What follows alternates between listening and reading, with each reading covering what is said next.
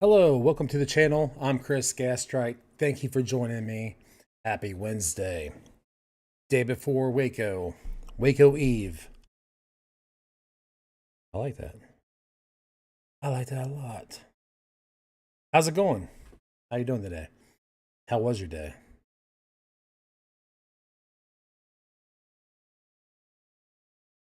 You see that in the background? I teased it on Twitter and Instagram. Got those LEDs in the MVP disc station. It looks sick on camera. Look at that. Who else has that? A disc background like that, or the disc in a lit up disc rack. I think I'm the only one. Let's see if anybody else does it. I hope somebody does it. That'd be cool. Be a trend starter, not a trend follower for once in my life.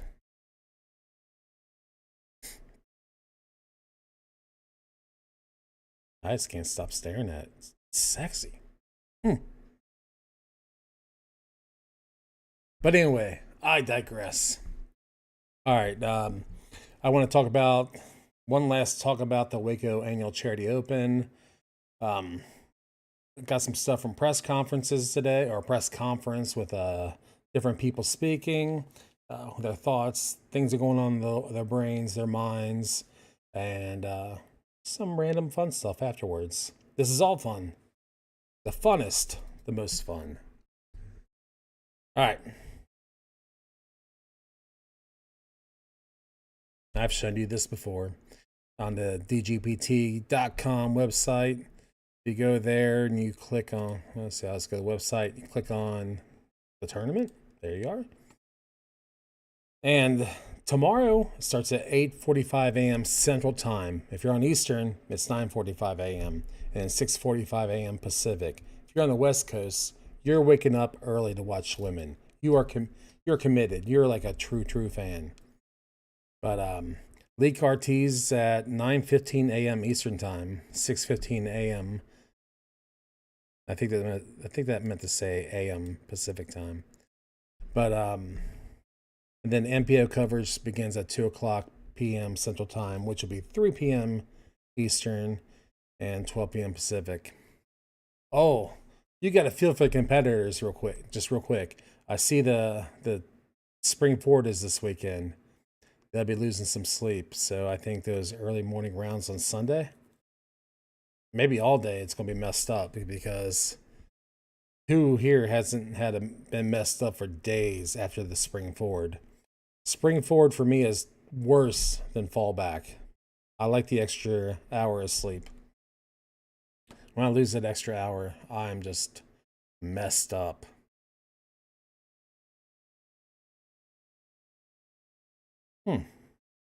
It says FPO final round broadcast will begin at 9:30 a.m. Central Time, so 10:30 a.m. Is that the final round on Sunday? Probably so. And we did get some confirmation from the guy running the tournament, which I'll show on the press conference thing later about how this is working out. But the last year there was 168 players total, encompassing both MPO and FPO. They competed for a total purse of $80,360. So the purse, I would think, would be pretty close to that, or maybe a little more.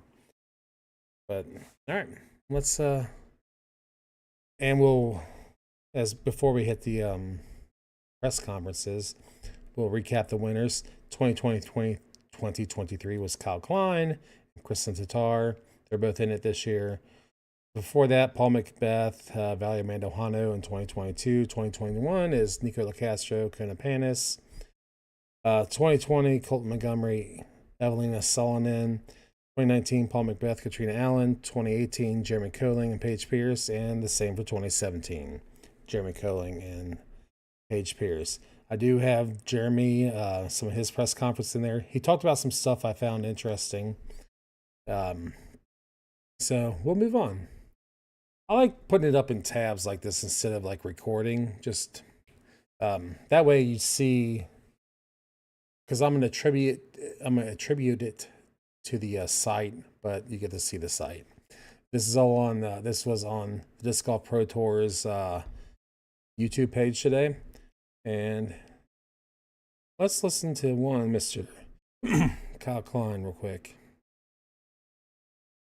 I feel like just a couple years ago, it was when you were up there playing for the win, when you took down Idlewild, it was kind of a surprise, and now it's not a surprise whatsoever when you're near the top. Do you feel like you have higher expectations of yourself? Like when you return to a tournament that you won last year, do you feel like you should win this tournament and that you are one of the top contenders here? Yeah, for sure. I first felt that going back to Idlewild in 2022, where I felt I've done this before and I know that I belong and I can be right back up there. So I'm feeling the same way here, knowing especially this is one of my top 10 courses here at least. The golf course is another story, but this course specifically is one of my favorites. So I'm feeling good going into the week. What do you feel like you learned about your game at chess.com? We saw you a little bit in that final round. What did you learn? What rust do you still have to knock off? Just getting the round started quick. Like all 3 rounds pretty much I started kind of slow but picked it up in the back nine, so I think it's just more about getting into the groove of the round sooner rather than later, because in that final round I was looking to make a push and I only started that push on hole 13 or whatever. I've rattled like 5 of the last 7 birdies or whatever, and I needed to get it going sooner. So that was Kyle Klein just doing a little talk, talking about coming into his own, being a major player on tour, which if you've seen him play, which I think most of you may have, he's a great player. All right, so that was the MPO winner from last year. Here's Kristen Tatar. She was actually at the end of the press conference. Here we go. Here's a good question for her, which is something I brought up in previous streams about how long the season is. I brought this up with the when we're talking about Birdie Smith. So here we go. What's the decision process like to skip out on the chess.com tournament and spend a couple more weeks in Estonia? So we actually have such a long season, in my opinion, and for me it's tougher because I travel from Europe and I do have a daughter, so I have some other responsibilities than just being a touring player, and I have to take everything into consideration, and adding 3 more weeks to the tour, I just didn't think it was worth it, to be honest. And it's my daughter's birthday today, actually. All right. So it was a very nice way to actually celebrate last weekend before we came here. Yeah, just taking into consideration every aspect of my life, and it's not only being a professional athlete. So you won nearly every tournament. So I found that important. They did add time to the season, and the season was already long. So that's a great reason to miss out on the first tournament of the season. And I know she'll get to go back for the European leg of the tour, but still to be away from your family for that long, from your kids, is it's hard. So I commend her on that, and I think a lot of just thinking out loud, some pros will miss like portions of the tour, or they'll miss like a leg or whatever. It almost makes me think like with the NBA, how sometimes NBA stars like LeBron James might miss a city or two, and it drives the fans crazy because they're paying to go see LeBron James. They're paying to go see Kristen Tatar or Eagle McMahon, Simon Lizotte, Paul Macbeth.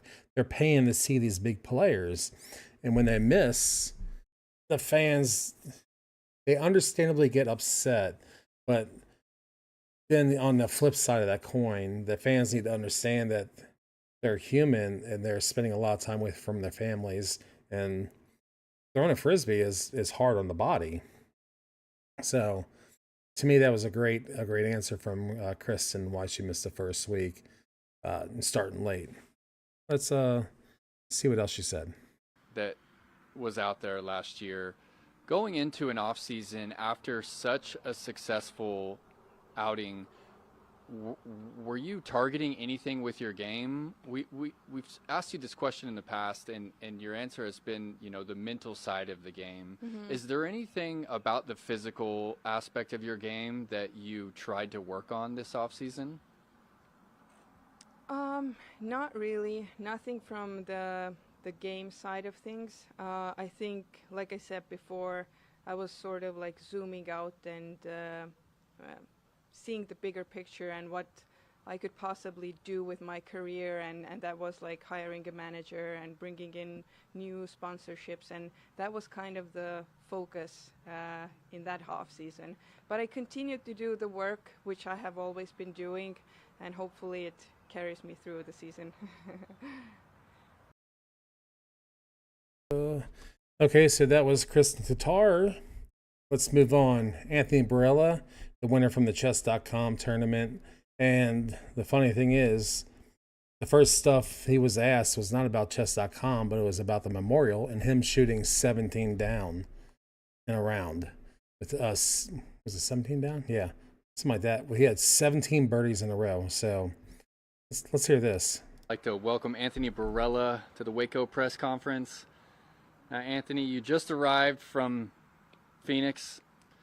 You've done a lot of special things over the years at those courses at Vista, at Fountain Hills, but you did something really special this past weekend. You shot 17 down at Fountain, and unfortunately you did that from the third card. So I believe there's no footage of that. Is that correct? Yeah, there's just a video of me putting on 18. That's it. The video on 18, okay. You missed hole 1. What happened on hole 1? I actually almost aced it, and then I skipped into the water, and it was just a tap-in par, and then I somehow ran off 17 in a row. Okay, walk us through a little bit of that 17 in a row. Real quick with that 17 in a row, if you count the next day, he actually had 18 birdies in a row because he did birdie at the first hole.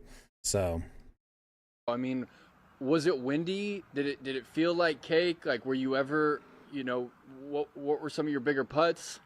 It wasn't super windy, but I don't know. I just didn't really have any expectations. I shot so poorly the first round, and I think it was the best putting performance I've ever had. I didn't miss a single putt inside of 65 feet. I ended up making like 2 60-footers in the last 5 holes, and then the last hole I had a 40-footer, and I just knew it was going in as soon as I 65 feet. Dang.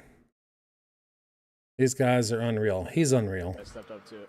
Wow. So at what point in the round did you realize that you had a chance to repeat what Paul did so many years ago? Yeah. Was it the back 9 that you started to really realize? Do you realize you just got the last 8, the last 9? Yeah, I told my caddy on hole 9, which is like the hardest hole in the course. So I was like, if I birdie this hole, I have to birdie the last 9.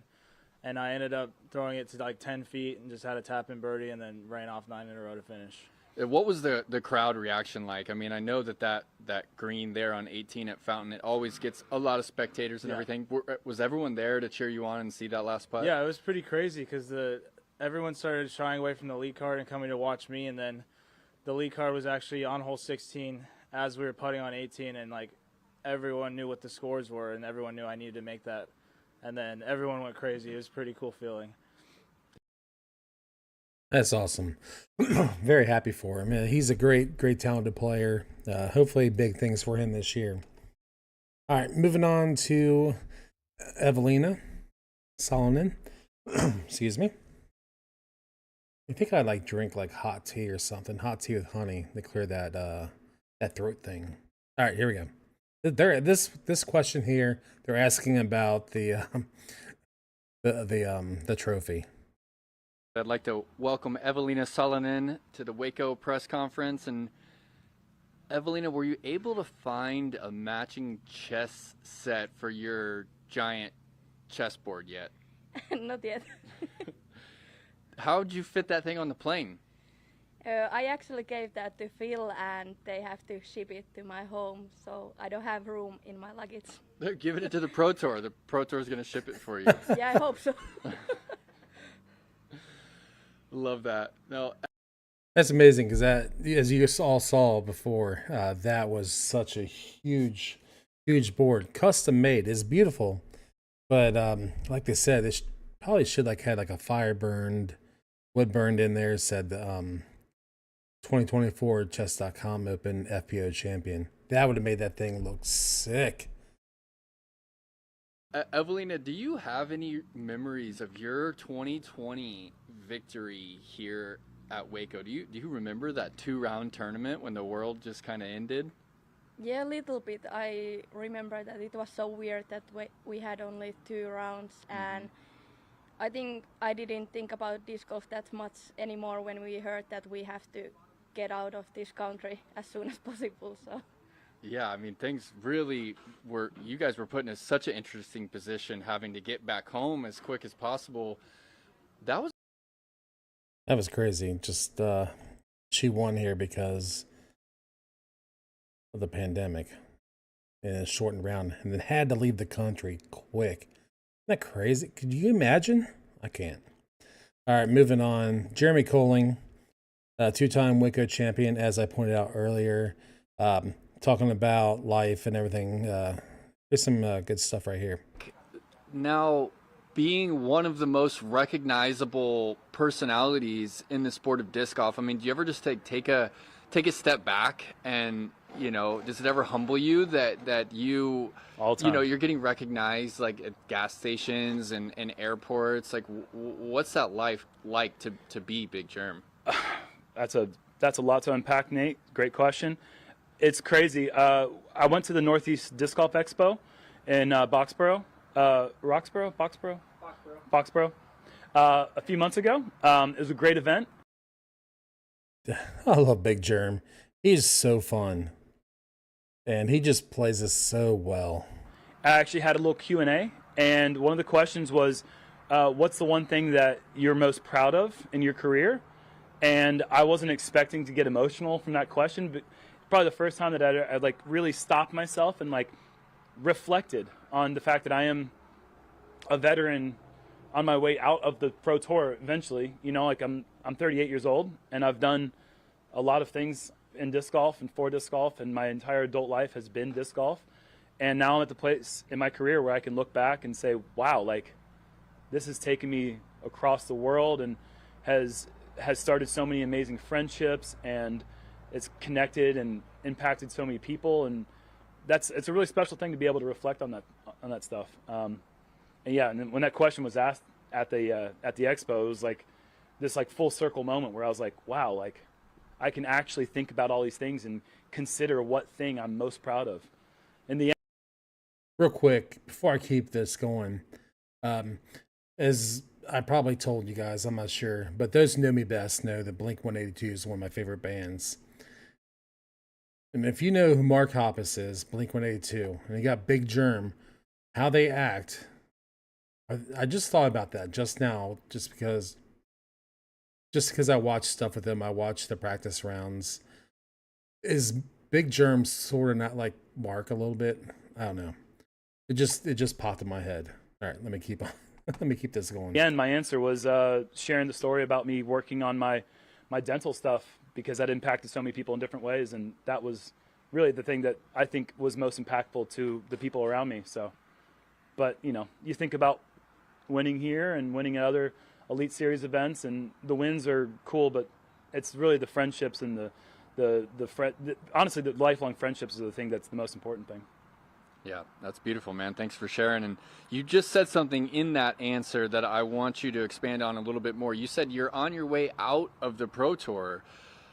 How do you make the decision to continue showing up for these Elite Series events? Like, how do you determine whether or not you want to focus more on the media side of things and with Jomez and the Disc Golf Network, or whether you still want to try and compete at the top level and win another Elite Series or win another major? That's a multifaceted. I love that question. I think that's a question that hits most athletes, or all athletes in their prime, if they are able to keep on going. To go out on your own terms, right? How many have been forced out? It's like, hey, we're done with you. We don't need you. or you might be too expensive, or we think you're too old. I'm gonna throw out a parallel, not parallel, but a thought. Like Joey Votto, who played for the Cincinnati Reds, he's certainly right now he's sitting in free agency, and I don't think he's really getting any phone calls or nobody's calling him or whatever. But he's just sitting there waiting. And I saw a post that he put on Twitter today, and he sort of looked like Forrest Gump just sitting there, and he said something. And the Expos said, "Call us." Well, why can't you guys call him? But that just it made me think. A player that was so good, a great hitter, that he's teamless right now. So is he not going out on his own terms? I like what Jeremy's talking about here. Faceted answer. Part of the answer is those guys that are on the course right now practicing, they just keep getting younger and younger and better and better. So they're kind of forcing me out in some ways. I mean, I'm still holding my own. My rating really hasn't changed in 12 to 15 years, but what 10-20 golf gets you over the course of 3 to 4 rounds on tour is different than what it used to be 5-6 years ago. And so, you know, part of it is the competition is it's hard to keep up. I've got to work twice as hard just to stay in the same spot. And the other thing is I'm so enticed. I love doing the media stuff. I love doing commentary. I love being a host, just a personality in the sport. And I love being an ambassador and growing the sport outside of the course. So for me, it's really, I get to enjoy that more when I focus more on it. But also I mean, I'm getting older, dude. My body's breaking down. Like I got a sore shoulder right now. And, you know, I've got to like limit my practice this week going into an event that I feel really comfortable at. So, you know, it's just, there's a lot of different things that play into that. And, you know, you have to be truthful with yourself. Like you want to be competitive. And when you're not competitive, you got to start thinking like, all right, man, I'm eligible to play Masters next year. Maybe I might be playing some Masters next year, you know? So I'm still going to be around, you know, they can't kick me away yet. And as long as I continue to cash most of the time, like I got the commentary and I'm playing well, I'm enjoying life, dude. Cool. I love that. And earlier in this, I think it was earlier in the press conference, they talked about bringing back the putting game. And I love the putting game from Jomez. It's if you've never seen it, it's just they take 4 disc golfers and they create a like a mini disc golf course, putting course. And like they've done it in brewery. They've done it here locally at Coney Island. They've done it inside a gym. Let's see what else they've done it inside. Looked like a CQB training facility. But they've done some really cool stuff and come up with some really unique shots to do the putting game. Oh heck, they've done it inside a Mall of America. They did it inside a jump zone type thing where the kids go and play. So I'm glad they said next in the off season the putting game will be back. So I'm assuming they're recording the stuff now during the season to have the content out there for the off season. And on that, I like to see them bringing back that Simon show that he was doing, where he was traveling around talking to people about disc golf.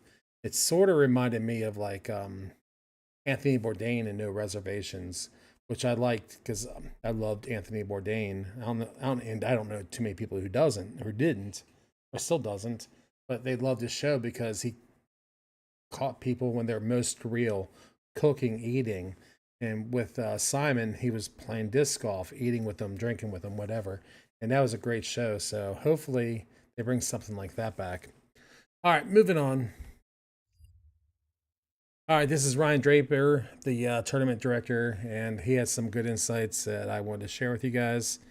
All right, take it away.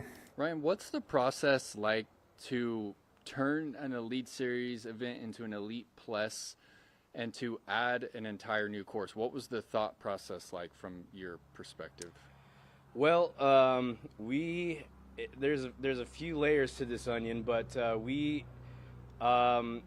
everybody loves the Beast, and I think it's the most requested aspect of the tournament by the pros and the AMs. The AMs always want to play the Beast, and we also kind of recognize that It is a well-liked technical course, but it is on the shorter side, and there have been some rumors here and there that it could be outgrown in the future, and so we just want to kind of future-proof that. We want to always include the beast, and we love the beast, and I think it's always going to be, at least if we can have our way, it will always be an integral part of the event here. But we want to complement that and have something also that can kind of carry the beast into the future with it. So that's part of it. You know, we wanted to add the other course. We wanted to go to the 4-day so that it makes sense to have 2 courses with the cut. And you know, our party has kind of a reputation with it as well, and so I think that also lends itself to the Elite Plus status, where you know, we have a little more entertainment, I think, than some of the other events, and we have a huge fly mart. I mean, I think there are 30 vendors beyond all the Pro Tour players that are going to be there. So yeah, all those things kind of meld together into an upgrade. All right. Well, congratulations on that upgrade. That's pretty cool, them talking about future proofing, because that's always a talk. I was watching, was it the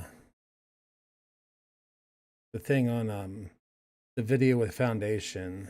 Was it? Let me pull it up, but I'll show you the name of it. I just forgot the dang name of it.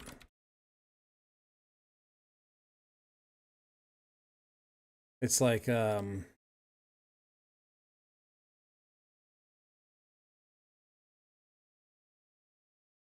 some podcast debate night. Okay, yeah, it's their debate night, and the one question or something that's brought up a lot is how, like, par 3 courses, short courses, whatever, future proofing courses or courses that are getting longer, and I think that's important that he brought that up in his press conference.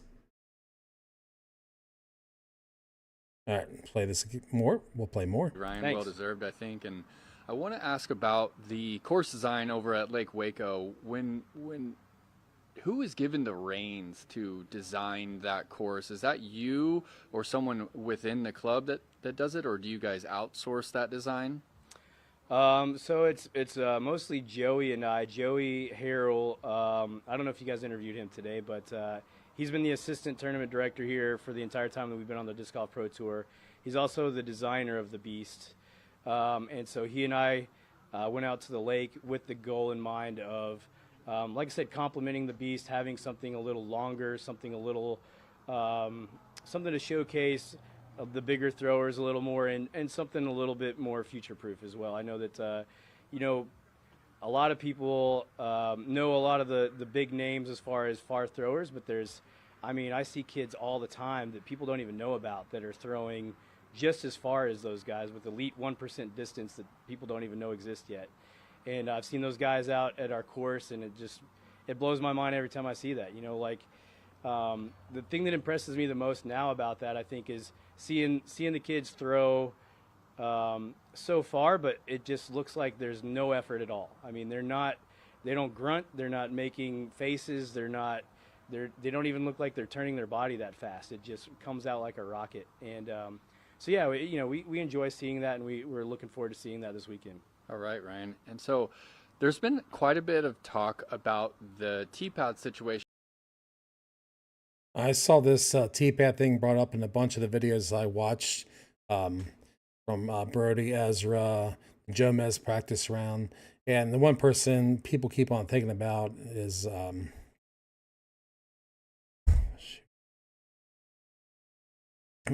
Brain.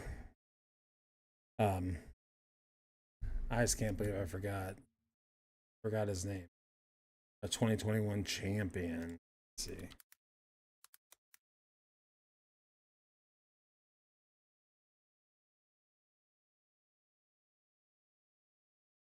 James Conrad.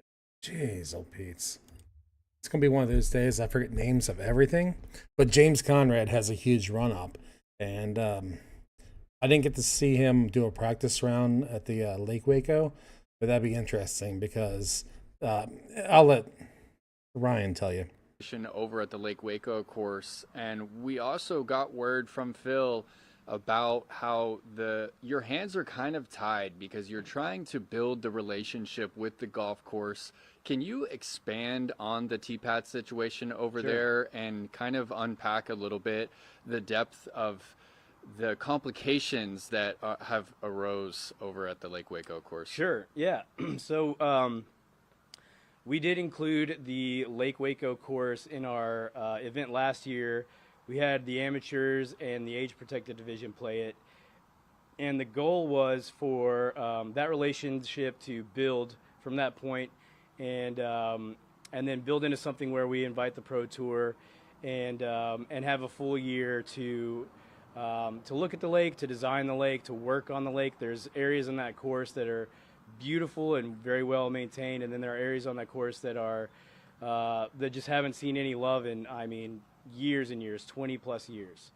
And they've seen floods, and they've seen different ownership and all that over the years, and I think that's what has contributed to those areas. And the ownership of that course changed, or there's been just ownership situations, I'll say, over the last year that came up right after the event, which made it impossible for us to get that full year to build that relationship, to maintain the course, to clean some of the parts of the course up, to do, part of the design incorporates being able to clean up the areas that we need to clean up to make the design what we want. So I think, there's a new owner now, and we're super excited about that. He is all in on disc golf. He's all in on having the disc golfers at his property. He's all in on having media at his property and people seeing what it can be. So we're really excited about next year. Really, this, like you mentioned, is a stepping stone to what can happen next year. Part of that is, I guess I should get back to the tee pads, but the tee pads work into there because it is a temporary course. And it's on a ball golf course, so we don't have the ability to just to dig into any areas that we want to, or to just manipulate the land however we see fit. I think that's something that we probably will have the ability to do in the future, based on how this event goes. I think they're already happy with what they've seen so far. And they're for sure going to be happy when they see what the big show is. I mean, we can tell those guys till we're blue in the face what's coming, but until they really see it, that's the moment that I think it'll hit them, and you'll see it on their face. Like, okay, this is a real professional sport. This is a real professional organization, and these are real professional players. And I think going forward again to next year, all those kinds of conversations about manipulating the land, cutting trees, putting trees in, whatever the case is, are going to go a lot smoother, easier, faster, and we'll have a lot more control over things like that. Being able to smooth out a level piece of land for tee pads. Right now, the tee pads are, if you're hearing about the situation but you haven't seen it yet, we actually built decks basically for every single tee pad, and they are planted in the ground, and they're all level. So the way to do that is we built them up on stilts, just like a deck would be, and so that the tee pad is level, but it's not necessarily level on both ends. So if the ground around it isn't level, the stilts are higher on one end than the other, and so you don't always get like a full run up if you're one of the players that doesn't just run up on the tee pad, which I fully recognize that there are several out there. So I think in the future that probably won't be an issue, just based on how this year goes. Well, Ryan, thanks. All right, that's a good answer. Good talk about why, what, and how, when. I will play another part of this because, well, the final day will be at Lake Waco.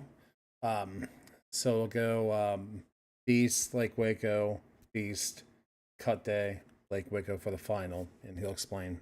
So much for expanding on that for us. It makes a little bit of sense that your hands are tied to kind of further that relationship over there.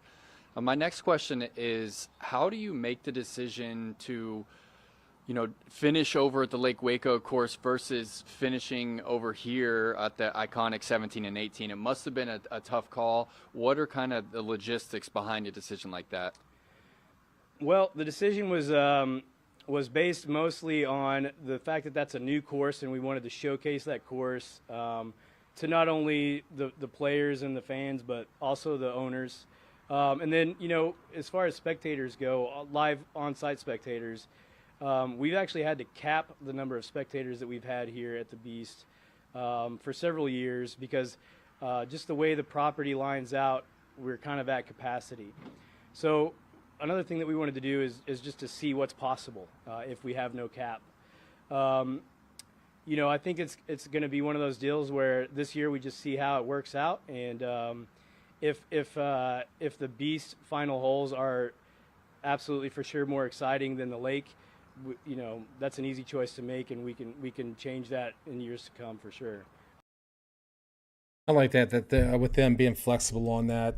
It's just try it out and see. Flexibility, willing to adapt, willing to change is what keeps you growing, which will keep you relevant. If you can't do that, you will die. So I'm glad to see that. I'm glad that they expanded down there at Waco. Is that something that all tournaments should do? Would pros be down for that? Everything go 4 days, and more. That probably mean more money, but it's course variation. You're not playing the same course 3 days in a row, and I don't know. I think that would be cool. If I ever won, say this Mega Millions coming up on Friday, something big, or where I can buy a lot of land, I'd build 2 disc golf courses on it, and I'd build like a pro shop, whatever, place for the players, because I'd try to lure a tournament to town, even though there is one Idlewild. But maybe I can make it work with Idlewild, I don't know. But and have like camping areas, whatnot. But I'd like to try to make this area a 4-day tournament. That'd be so cool. But I wanted to bring this up. I went to the PDGA Live. There's 112 players registered for the MPO, 49 players registered for the FPO. I think it was 53 just a few minutes, like right before I did this. So I don't know, did 4 players drop? Let's see. Would it say if they dropped? I don't know. But the lead card for the ladies is Kristen Tatar, Chantel Badinsky, Valerie Manduahano, and Evelina Solonen. So that's going to be a great lead card. I love watching Chantel. She makes some great YouTube content. Her and her fiance, it's just fun watching them. And let's check out the MPOs. Lead card for the MPO is Emerson Keith, Isaac Robinson, Anthony Umbrella, and Kyle Klein. And then the chase card is Zachary Nash, Ricky Wysocki, Kevin Jones, and Adam Hammes.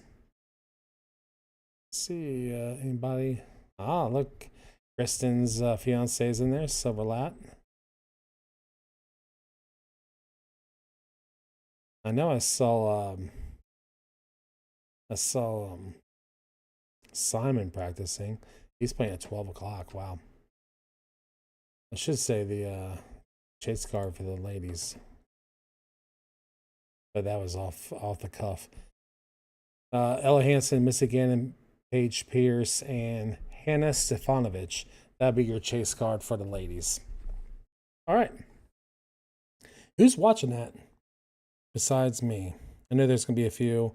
Disc Golf Twitter will be awash, and people talking probably about some of the great shots. It will start at the Beast tomorrow, 8:45 a.m. Central Time, 9:45 Eastern Time, 6:45 on the West Coast. And again, if you're getting up to watch on the West Coast at 8:45 a.m., it's Madison Walker. She's actually starting at 7:30 a.m.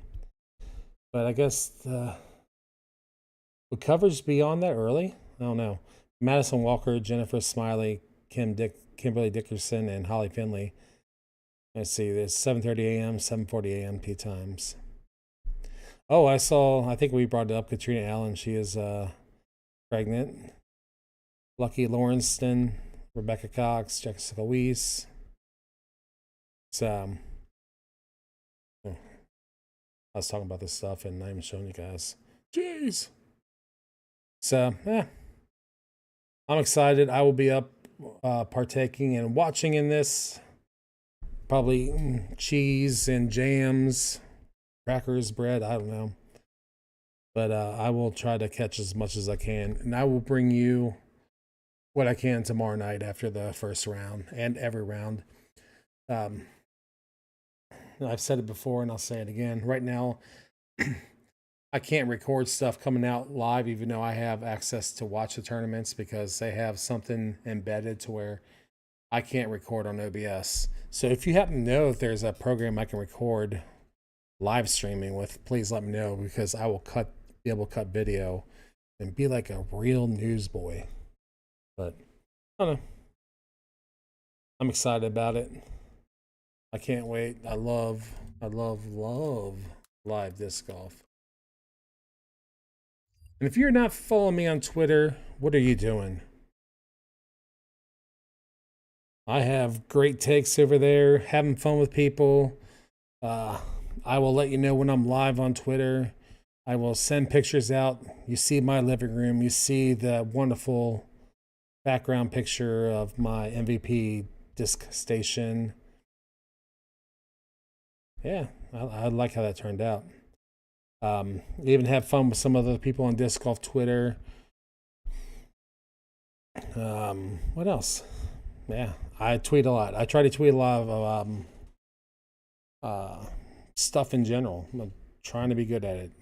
So Twitter, I'm better at Twitter than Instagram, but I have been posting on Instagram. Follow me on Instagram.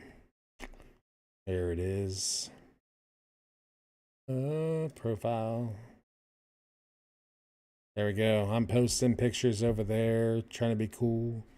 That I was doing chess before chess made it to disc golf.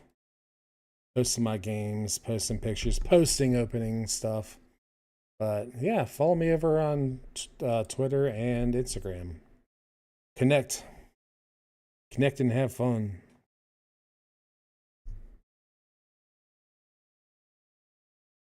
But I think that's it. We've talked about the tournament tomorrow, and we'll talk more about it coming up.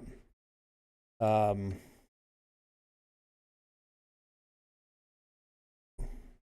we go. That's set up. If you like what you see, or please give me a follow and then eventually subscribe on Twitch. If you like what you see on YouTube, give me a like and subscribe. Tell your friends about me. Let's build a community. I'm still going to work on the Discord server to have a Discord for all of us to be able to talk more, to interact more. Maybe even have, I'll even have a spot there where we can do like disc swap, disc sales between members, between friends, because we're all going to be friends. Yeah, we'll create a community over there. And I think that's it. But yeah, please share. Tell people about me. Let's build this up. But that's it. That's it for me for the day. But yeah, like, share on YouTube, follow, eventually subscribe on Twitch. Tell everybody about me. Follow me on Twitter at BrokenEyePro1. Links are up there in the chats. You'll see on my end card too. All right, I hope you have a great day. I will see you tomorrow. I appreciate y'all. I love y'all. Be safe. Have a great night.